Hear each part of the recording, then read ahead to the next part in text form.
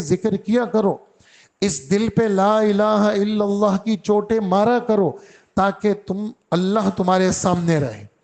اسی وجہ سے قلبی ذکر کے لیے حضرات کہتے ہیں مراقبہ کیا کرو تاکہ تمہارا دل اللہ اللہ کرے۔ جب یہ اللہ اللہ کرے گا تو تمہارا پورا بدن اس دل کے تابع رہے گا۔ اللہ ہم سب کو عمل والا بنائے۔ تو یہ تو 5 میں نے صورتیں تھوڑا سا آپ کی خدمت میں اس کا خلاصہ پیش کیا۔ ہمارا جو آج کا پارہ ہے وہ 25واں پارہ ہے، اور 25ویں پارے میں یعنی میں ویسے ان ساتھیوں سے بھی نماز کے بعد کہنے لگا، میں نے کہا ہمارے پورے 30 پاروں میں مشکل ترین پارہ 25واں پارہ ہے۔ یعنی اس کے ہر صفحے میں، ہر لائن میں متشابہات ہیں اور آدمی پھنستا ہے اس کے اندر۔ اس لیے عام پاروں کو ہم 3-4 دفعہ پڑھتے ہیں، اس کو ہم 10 دفعہ پڑھتے ہیں تاکہ یہ سنانے کے قابل رہے اور کہیں جو ہے نا کوئی اٹکاوا نہ آ جائے اس کے اندر۔ تو یہ مشکل پارہ ہے یاد کرنے کے اعتبار سے۔ مضامین کے اعتبار سے اس سورہ جو شورا ہے، پہلی سورت ہماری شورا ہے، یہ جو پہلا صفحہ ہے اس میں بالکل شروع میں قیامت، الیہ یرد علم الساعہ، قیامت کا علم صرف اللہ کے پاس ہے، اور اللہ کا علم، اللہ اکبر، وما تخرج من ثمرات من اکمامہا، یہ جو پھل نکلتے ہیں نا اندر غلاف میں چھپے ہوئے پھل، ہاں کیلا وہ چھلکے میں چھپا ہوا، ناریل اندر بڑے غلاف میں چھپا ہوا، وما تخرج من ثمرات من اکمامہا، یہ جو اندر پھل ہیں اور غلافوں کے اندر چھپے ہوئے ہیں، کہا اس کا اندر کیا ہے، کہا اللہ کو پتا ہے۔ اسی طرح جو مادہ ہے، چاہے عورت ہے یا بکری ہے یا بھینس ہے یا گائے ہیں یا اونٹنی، جو بھی مادہ ہے اس کے پیٹ میں جو کچھ بھی ہے وہ اللہ کے علم میں ہے، اور جب وہ جنتی ہے، وہ مادہ کوئی چیز جنتی ہے، وہ سب اللہ کے علم میں ہے۔ اور پھر انسان کی کچھ کمزوریاں بتائیں، علماء مفسرین لکھتے ہیں یہاں انسان سے مراد مسلمان نہیں ہے، کہہ رہے ہیں مسلمان تو کبھی بھی اللہ سے مایوس نہیں ہوتا، اور مسلمان جو ہے وہ غرض والا نہیں ہے، بلکہ یہ خوشی میں بھی اللہ سے مانگتا ہے اور ناگواری میں بھی اللہ سے مانگتا ہے۔ یہ ایسا نہیں ہے، مطلبی یار نہیں ہے، ہاں وہ تو کافر ہے، مطلبی یار کہیں پھنس گیا، مطلب آ گیا تو لمبی لمبی دعائیں، اور جب مطلب نہیں ہے تو بس کچھ بھی نہیں۔ کہا مومن کو ایسا نہیں ہونا چاہیے، مومن جو ہے وہ آپ کی حدیث پیش کروں گا میں، تم میں سے جو شخص یہ چاہتا ہے کہ اللہ تکلیفوں میں اس کی دعاؤں کو قبول کرے تو وہ راحت والے دنوں میں اللہ سے زیادہ مانگے۔ تو ایسے موقع پر جب تکلیف آ گئی، اس نے ہاتھ اٹھائے تو فرشتے کہتے ہیں مانوس آواز ہے، اس کی مدد جلدی کی جائے گی۔ اور جب مطلبی آ رہے اور بس موقع آیا، مطلب آیا، پھر مانگ رہے، ورنہ فرض پڑھتے ہی بھاگ رہا ہے، تو کہا کہ فرشتے کہتے ہیں غیر مانوس آواز ہے۔ ہاں اللہ چاہیں گے تو مدد کر لیں گے، اللہ نہیں چاہیں گے تو یہ کافرانہ طریقہ ہے مطلب کے بنیاد پہ چلنا۔ آگے جو سورت ہے وہ سورہ شورا ہے، اور مشورہ یہ اللہ کا حکم ہے، اور چوتھے پارے میں مشورے کے لیے ہم دنیا میں دیکھتے ہیں چھوٹوں کو حکم دیا جاتا ہے بڑوں سے مشورہ کریں۔ جیسے اگر کوئی کیس ہے، یار ذرا اچھے وکیل سے مشورہ کرو، بیماری ہے یار ذرا اچھے ڈاکٹر کو دیکھ لینا، ذرا اس سے جس فن کا ماہر ہے اس سے مشورہ کر لینا۔ مشورہ جو ہے وہ ہمارے نبی صلی اللہ علیہ وسلم سب کے بڑے ہیں، لیکن ہمارے نبی فرماتے ہیں، اللہ پاک ہمارے نبی کو فرماتے ہیں دینی امور کے اندر صحابہ سے مشورہ کریں، اس سے مشورے کی اہمیت کا اندازہ ہے۔ ہمارے تبلیغ کے اندر، رائیونڈ کے اندر روزانہ 2 سے 3 گھنٹے کا عالمی مشورہ ہوتا ہے، اس میں دنیا بھر کی جماعتیں آئی، جو جا رہی ہیں جو آ رہی ہیں، اور ایک پورا سلسلہ ہوتا ہے، 9 بجے 9:30 بجے مشورہ ہوتا ہے، تقریباً 11:30 12 12:30 تک ہوتا ہے روزانہ کی بنیاد پہ، کوئی دن ناغہ نہیں۔ پھر جب بڑا اجتماع ہوتا ہے اس میں مشورہ ہوتا ہے۔ اسی طرح کہتے ہیں مسجد میں مشورہ، کہا مسجد میں مشورہ تبلیغ والوں کا نہیں ہے، یہ محلے کے نمازیوں کا ہے کہ پورا محلہ نمازی کیسے بن جائے۔ تو تبلیغ کے اندر بھی مشورے کی بہت بڑی اہمیت ہے۔ اسی طرح مشورے کا ایک بڑا فائدہ یہ ہے، دل جڑ جاتے ہیں۔ آپ گھر میں ہیں، آپ نے چھوٹے بچے کو بھی مشورے میں شریک کیا، وہ بچہ کہے گا دیکھو یار ابا مجھ سے بھی پوچھ دیں۔ ابا آپ نے اپنی بیٹی کو شریک کیا، آپ نے اپنی بہو کو شریک کیا، آپ نے اپنی اہلیہ کو شریک کیا۔ فیصل تو آپ ہیں، آپ بڑے ہیں گھر کے، لیکن جب آپ نے سب کو لے لیا تو سب کے دل جڑ گئے آپ کے ساتھ۔ تو ایمان والے اپنی دینی چیزوں میں بھی خود رائے پہ نہیں چلتے، مشورے سے چلتے ہیں، اور اپنی دنیاوی چیزوں میں بھی مشورے سے چلتے ہیں۔ اور ہمارے نبی صلی اللہ علیہ وسلم فرماتے ہیں جب تمہارے مشورے عورتوں کے اس میں چلے گئے، فیصلہ عورت کے ہاتھ میں چلا گیا، اور تمہارے جو مالدار لوگ ہیں وہ کنجوس بن جائیں گے، اور تمہارے جو حاکم ہیں وہ خود غرض بن جائیں گے، تو زمین میں دفن ہو جانا تمہارے لیے زیادہ بہتر ہے۔ اور اگر تم آپس میں مشوروں سے چلو گے اور تمہارے جو مالدار ہیں وہ سخی ہوں گے، اور تمہارے جو بادشاہ ہوں گے وہ مطلب یہ ہے کہ تمہارے حقوق کی رعایت کریں گے، پھر دنیا میں جینا تمہارے لیے افضل ہے۔ یہ ترمذی شریف کی روایت ہے۔ تو یہ مشورے کی اہمیت ہے، اور اللہ جل جلالہ نے یعنی یہ ہمیں سکھایا ہے کہ ایمان والے وہ مشوروں سے چلتے ہیں۔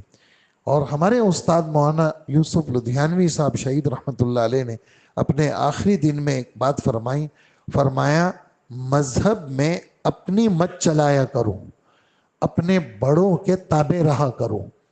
جب بڑوں کے ساتھ جڑ کے رہو گے تو تمہاری حفاظت ہے اس کے اندر، اور اگر تم نے کہا میں بڑا ہوں میں تو کسی سے نہیں پوچھوں گا، تو یہی بربادی کی علامت ہے کہ آدمی برباد ہو جائے گا۔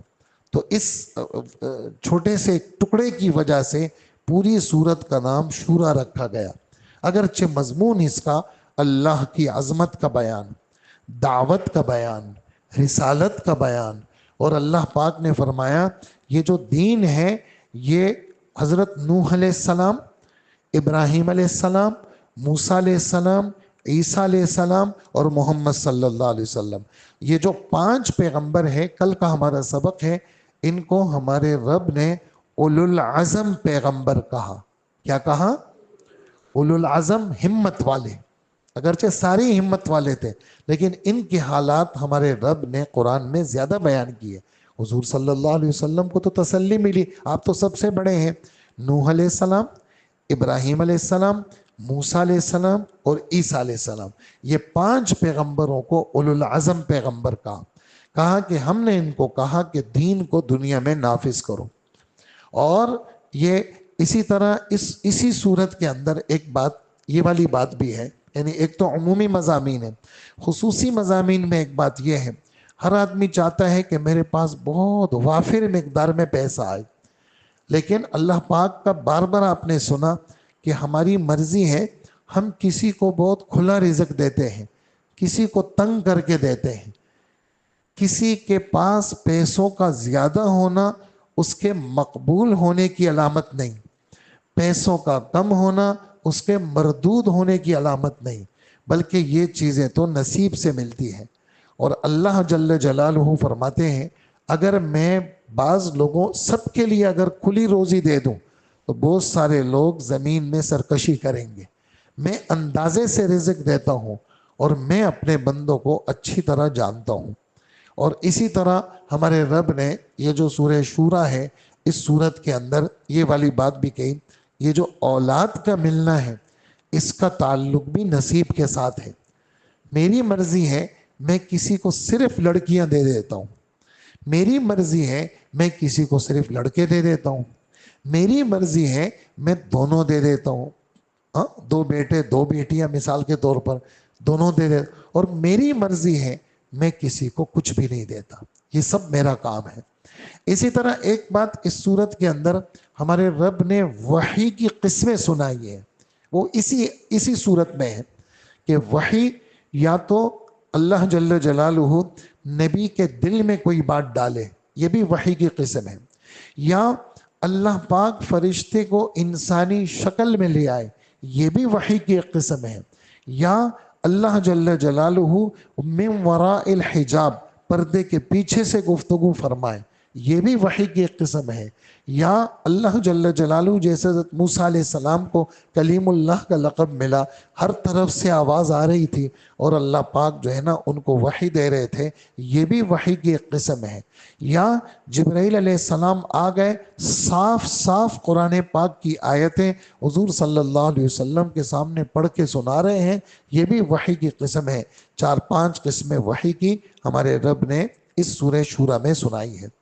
اگلی سورج سورہ زخرف ہے، مضمون اس کا بھی یہی ہے، اللہ کی عظمت. پہلے صفحے میں قرآن پاک عربی کتاب ہے، میں قرآن پاک کی قسم کھاتا ہوں یہ سچی کتاب ہے، اور اللہ جل جلالہ نے اس کو عربی میں نازل کیا تاکہ تمہیں عقل سکھائے اور تمہیں سمجھ والی باتیں یہ قرآن پاک دے. اور پھر اس کے ساتھ ہمارے رب نے اپنی نعمتوں کے بیان میں سواری کی نعمت کو بیان کیا. کس کا بیان کیا؟ یہ سواریاں جتنی بھی ہیں، چاہے وہ گھوڑے کی سواری، گدھے کی سواری، خچر کی سواری، بیل گاڑی، گھوڑا گاڑی، سائیکل کی سواری، موٹر سائیکل کی سواری، کار کی سواری، جہاز کی سواری، کشتی کی سواری، یہ جتنی بھی سواریاں ہیں اللہ پاک فرماتے ہیں یہ سب میری ہے، میں نے تمہیں یہ سواریاں دی ہیں. لہٰذا ایک تو دعا آپ سب جانتے ہیں، آتی بھی ہے، سب کو ترجمہ بھی آتا ہے، لیکن اس کے آداب حدیث میں یوں آئے ہیں کہ جب بھی تم سواری پہ سوار ہو تو اس دایاں پاؤں اپنی سواری پہ رکھو، بسم اللہ پڑھو، اور جب تم بیٹھ جاؤ اپنی سیٹ پر، سواری پر بیٹھ جاؤ تو الحمدللہ کہو. شروع میں کیا کہو؟ بسم اللہ. اور جب بیٹھ جاؤ تو الحمد. اللہ اکبر، اللہ اکبر، اللہ اکبر 3 دفعہ. اور پھر اس کے بعد سبحان الذی سخر لنا ھذا، پاک ہے اللہ کی ذات جس نے سواری کو ہمارا تابعدار بنایا. وما کننا لہ مقرنین، ہم اس کو قابو میں رکھنے والے نہیں تھے. ہم تو سائیکل کو بھی قابو میں نہیں رکھ سکتے، گھوڑے کو بھی نہیں رکھ سکتے، موٹر سائیکل اگر اڑی کرے تو ہم اس کو بھی قابو میں نہیں کر سکتے. چجائے کہ جہاز کو قابو میں کریں گے، چجائے کہ بڑی بڑی چیزوں کو ہم قابو میں کریں گے، ہم جو ہے وہ ان چیزوں کو قابو میں نہیں کر سکتے. تو وَإِنَّا إِلَىٰ رَبِّنَا لَمُنْقَلِبُونَ، یہاں پر بھی اللہ کی بڑائی تو آ گئی، لیکن کیا اخیر میں ہم سب کو کہاں جانا ہے؟ اللہ کے بعد. تو فرمایا کہ خدا نخواستہ اگر اس سواری یہ تمہارا آخری سفر ہے تو تمہیں یہ سبق بھی دلا دیا کہ تم ہر سفر کے اندر آخرت کی پیشی کو یاد رکھو. تمہارے سفر میں کس کو یاد رکھو؟ کیا پتہ یہی آخری سفر ہو اور تمہیں اس سفر کے بعد موقع ہی نہ ملے، لیکن تم نے دعا پڑھ لی تو اللہ پاک، تم نے اللہ کو یاد کر لیا تو یہی سفر اگر آخری ہوا تو تمہارا انجام بھی اچھا ہی ہوگا کیونکہ تم نے خدا کو یاد کیا. اسی طرح ایک دعا یہ بھی آتی ہے، سبحانک انی ظلمت نفسی فاغفر لی فانہ لا یغفر الذنوب الا انت. یہ دعائیں ہمارے نبی نے ہمیں بتائی ہیں. اور ایک دعا تو لازماً ہر سفر میں یہ وظیفے کے طور پہ یہ دعا پڑھے، اس میں آپ کو دل کا سکون ملے گا. وہ کیا؟ اللہم انت الصاحب فی السفر. کیا؟ اللہم انت الصاحب فی السفر، اے اللہ سفر میں آپ میرے ساتھی ہیں. والخلیفۃ فی الاہل، پیچھے گھر میں میرے نائب ہیں. ہم تو سفر میں ہیں، ہزاروں میل دور چلے گئے، تو یہ وظیفہ کر لو. ایک تو ایک دفعہ پڑھ لو، لیکن اس کو ذرا کچھ دیر پڑھتے رہو تاکہ تمہارے دل میں یہ بات ہو کہ تم اکیلے نہیں ہو. کون تمہارے ساتھ ہے؟ اور پیچھے بھی کوئی اکیلا نہیں ہے. کون ہے پیچھے؟ ہاں، والخلیفۃ، اے اللہ سفر میں آپ میرے ساتھی اور پیچھے گھر بار میں آپ میرے نائب ہیں. خلیفہ کا ترجمہ کیا ہے؟ نائب ہے. مطلب میں ہوتا ہوں تو میں کرتا ہوں، حالانکہ اس وقت بھی میں نہیں کر رہا ہوتا، اس وقت بھی کون ہوتا ہے؟ لیکن یہ تسلی ہے کہ پیچھے بھی اللہ ہے. اور یہ بھی فرمایا کہ اے اللہ، چونکہ سفر ہے، دنیا میں جتنی چیزیں اللہ کی طرف توجہ والی تھی، کافروں کی انتھک کوششوں نے اس کو بے غیرتی کا سبب بنا دیا. ہسپتال میں لوگوں کو کیا تھا کہ بھی اللہ کی طرف متوجہ، لیکن پورا ہسپتالی سسٹم وہ کیا بن گیا؟ خدا سے دوری کا سبب بن گیا۔ اور سفر کیا تھا کہ آدمی خدا کو یاد کرے، لیکن ابتدا گھر سے پاؤں نکلا اور سفر کا جتنا سسٹم ہے وہ سب بے حیائی کا مجموعہ بن گیا۔ اس لیے فرمائے یہ مانگا کرو کیا؟ اللہم انا نسألک فی سفرنا ھذا البر والتقوی ومن العمل ما ترضى۔ اے اللہ میں اس سفر میں آپ سے کیا مانگتا ہوں کہ اللہ میں نیکی کی توفیق مانگتا ہوں، میں تقوی مانگتا ہوں آپ سے۔ ایسا نہ ہو ابو بھی نہیں ہے، کوئی بھی نہیں ہے، ایمیریسٹ کا جہاز ہے جناب، اس میں شراب مل رہی ہے، چلو میں نے شراب پی لی، چلو میں نے پی لی شراب، ابو تو ہے نہیں، کون پوچھے گا مجھ سے؟ اور جو حرام چیزیں جہاز میں ہیں میں سارے کام کر رہا ہوں اس میں نہیں۔ اے اللہ سفر میں مجھے نیکی چاہیے، تقوی کے کام چاہیے، اور اے اللہ وہ چیزیں چاہیے جو آپ کو خوش کر آپ۔ اور یہ بھی فرمایا اللہم ہون علینا سفرنا ھذا، اے اللہ سفر کو آسان کر دے۔ حضرت کی ایک حدیث مبارک ہے کہ السفر قطعۃ من العذاب، سفر یہ تو بس عذاب کا ایک ٹکڑا ہے، تمہاری نیند کھانا پینا سب متاثر، لہٰذا کوشش کرو کہ سفر مختصر کر کے گھر آ جاؤ، بس گھر میں عافیت ہے۔ تو یہ سفر کے آداب اس صورت کے اندر دعا کا بتایا اور اللہ کی نعمت کا بیان ہے۔ اسی طرح اس صورت میں ایک بات یہ بھی ہے کہ روزی کی تقسیم کس کے ہاتھ میں ہے؟ ہاں روزی کی، اس لیے یہ والی بات مزدور آدمی نہ گھبرائے کہ جی اللہ کے دربار میں میں ذلیل ہوں، ایسی بات نہیں ہے، بلکہ اللہ پاک نے تمہارے لیے روزی کا انتظام کیا۔ اور سیٹ آدمی جو ہے وہ اپنے آپ کو اتنا بڑا نہ سمجھے، وہ بھی یہی کہے کہ اگر مجھے سیٹ بنائے تو کس نے بنایا؟ اور نوکر یہ سمجھے کہ میری نوکری ہی میں عافیت ہے۔ کتنے سارے لوگ ہیں جن کو نوکری بھی نہیں ہے، مجھے تو پھر بھی اللہ نے کیا دی ہے؟ روزی دی ہے۔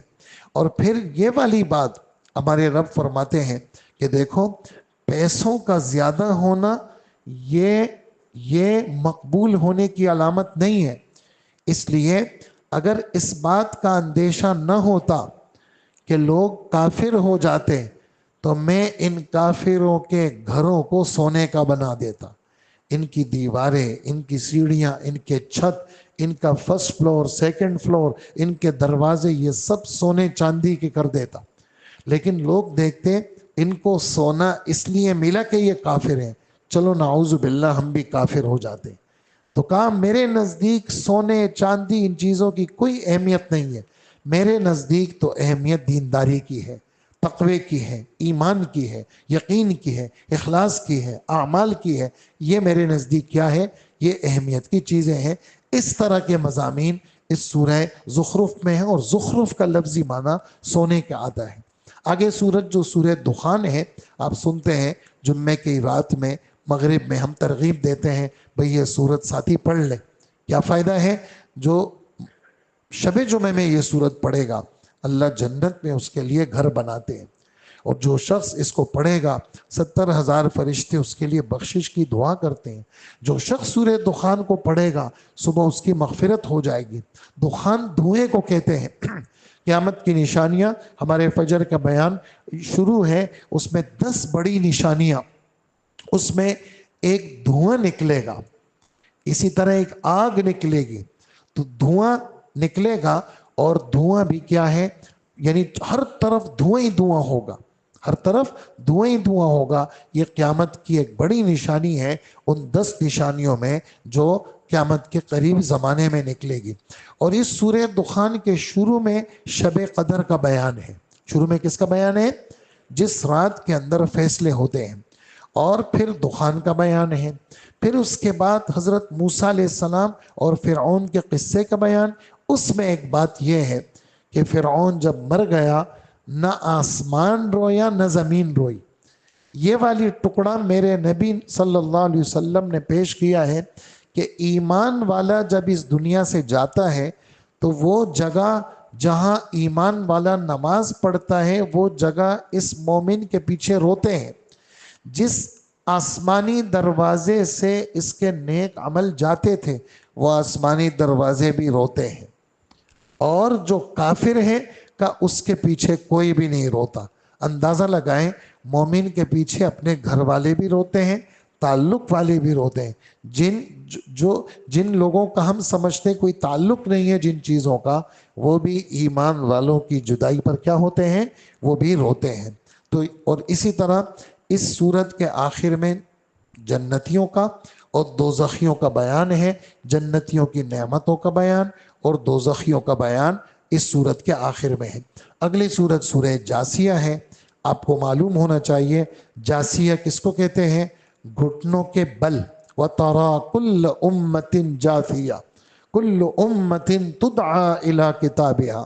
کہا کہ آپ دیکھیں گے جتنے کافر ہوں گے وہ سب گھٹنوں کے بل ہوں گے، اور ہر ایک آدمی کو اس کے نام اعمال کی طرف پکارا جائے گا اور کہا جائے گا الیوم تجزون، تم نے جو کچھ دنیا میں کیا تھا آج تمہیں اس کا پورا بدلہ ملے گا. ھذا کتابنا ینطق علیکم بالخلق. یہ جو ہمارا عمل نامہ ہم نے لکھوایا ہے، ہم نے یہ جو عمل نامہ بولے گا یہ بالکل سچ بولے گا. جو تم کرتے تھے وہ ہم دنیا کے اندر لکھواتے تھے. تو اس صورت کے اندر بھی اللہ کی عظمت کا بیان اور بنی اسرائیل موسیٰ علیہ السلام کا تذکرہ، ہماری شریعت محمدی کا تذکرہ اور آخرت کی پیشی کا بیان، اور پھر اب ہمارے رب کی تعریف پر یہ صورت ختم ہوئی. فَلِلَّهِ الْحَمْدُ رَبِّ السَّمَاوَاتِ وَرَبِّ الْأَرْضِ رَبِّ الْعَالَمِينَ. ساری تعریفیں کس کے لیے؟ اللہ کے لیے، جو آسمانوں کا بھی رب ہے، زمین کا بھی رب ہے، تمام جہان والوں کا رب ہے. اور سب کچھ بڑائی کس کی ہے؟ آسمانوں میں بھی اور زمین میں بھی. اور وہ اللہ زبردست ہے اور حکمت والے ہیں. ان مضامین پر یہ صورت ختم ہوئی. اللہ پاک ہمیں عمل کی توفیق عطا فرمائے.